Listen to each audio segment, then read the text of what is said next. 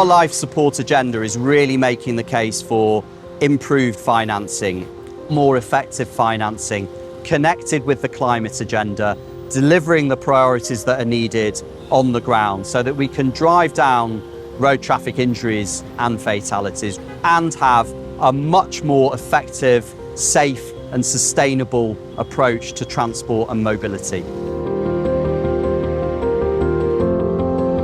Worldwide, there's about $800 billion invested in roads every single year. It's an enormous amount.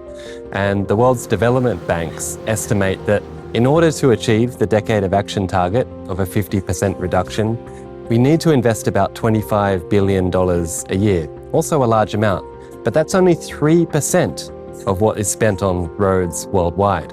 So what we really need to do is make sure that every dollar that's being spent on roads is affecting road safety in a positive way, that every dollar is having a positive safety impact.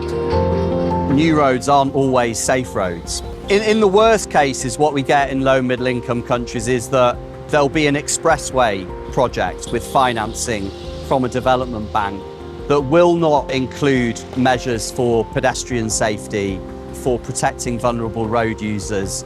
We've got some really strong examples coming in from sub-Saharan Africa. They've really integrated people-centered design into the road network.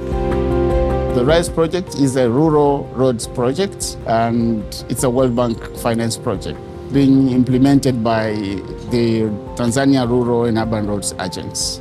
And Ament came in to support the team.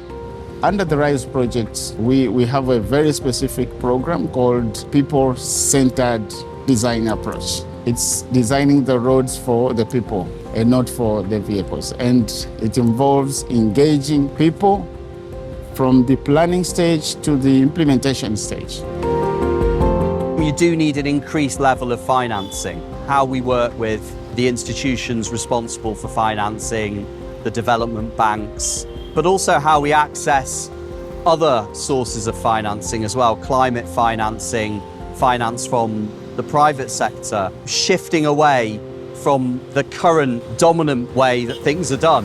What we're seeing is that there's huge political will and huge demand really to shift over with mobility, to look at a much more sustainable approach to mobility, to transportation, and look at what steps we can take forward on this agenda.